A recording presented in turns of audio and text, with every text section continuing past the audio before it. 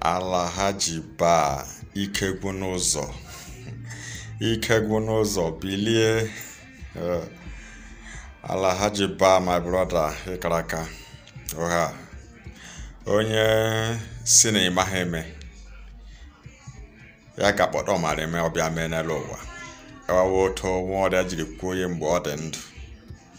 Alhaji ba ahụbele m onye dịka gịla ụwa oha ikegwu n'ụzọ arụsị taiga adịm emebiela ebe iwerele hwe ejiri mara nwoke mebie ebe okpo mana ọ dịghị izi, my brother. Alhaji ba iwuduke onye a na-ekwu nwekwe nna ka ọ na-eme o onye a na-ekwu nwere nnukwu ka ọ na-eme. Asị m ekele dụkwa n'ego o tekwele. Ana m ekele gị rie nne na channel o, mana ịnọ na-eme aganihu agakwa m ịnọ na-ekele gị na-aga n'ihu oha na-ekele gị na-ekelekwe ndị odogwu ndị ọzọ kara aka gị laha iso, mana o were m anya doo m anya na ihe awụ ụnọ na otu klọb ma ọkwa n'ihe dị otu o nwekwere ndị ọzọ gbara ọkpụrụkpụ gbafara ihe gị laha iso akpaghị ike nga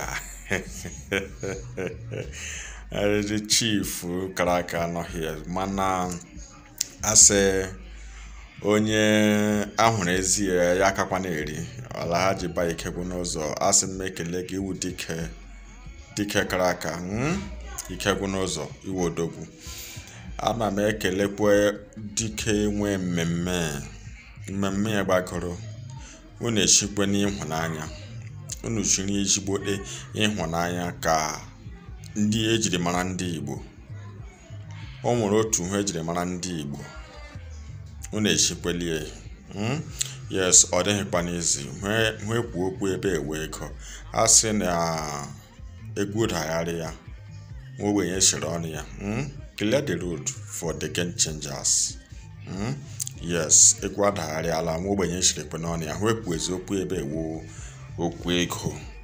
Yes, ọwụkwa ego ka ekwu eziokwu ebe okwu onye na-adị ego ji na-amịnye ọnụ. Okwu abaala n'uri mgbe anyị wụ nwata iji kuminasị ga-abala gala n'iyi ala agakwala n'ebe dị uri. Na okwu abaala ebe dị uri, nwambe enwe ike gafukwa ebe ọ dị ọbala ebe dị uri. Ana m ekele gị ekelekwe ndị ọzọ wụ ndị gbafara ihe n'ala Igbo, ndị na-eme ka Igbo na-ada ụda, ndị na-eme ihe gbagwojuru mba ọzọ n'anya, because ọtụtụ mba dị iche iche outside the country ọ na-agbagwoju ha anya ma ha na-ahụhụ onyonyo ha na-adị surprise hụ ọwụkwa ego ọwa akwụkwọ ebiri ebi. Mma na-eme ka ha mara that ọwụ ego proper ndị onye agbarala gị were adịmasị gị refund. So ọ dịghịkwa n'izi, is a thing of joy to all Igbos.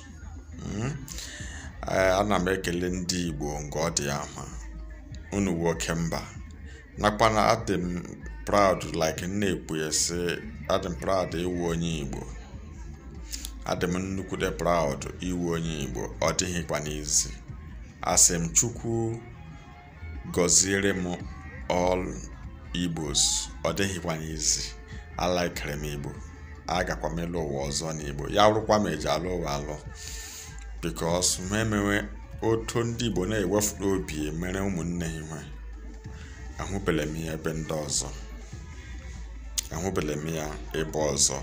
Agala m ọtụtụ mba dị iche iche mana ahụbele m ya ọkwa sọ naanị n'Igbo ka m na-ahụ ya. And a lot of people are na-adị doubt sị ọwa eziokwu na o nwere ekwedo otu omeghani mmadụ nwere ike iwere ego gbaghara mmadụ ego na akwụkwọ ya obere ego onye ha egberechaba mgba mmasị ha si yes o mewe n'ala Igbo, mana ama na ị ga-adị doubt because o meweghị n'obodo keki, mana o mewe n'obodo kem proper.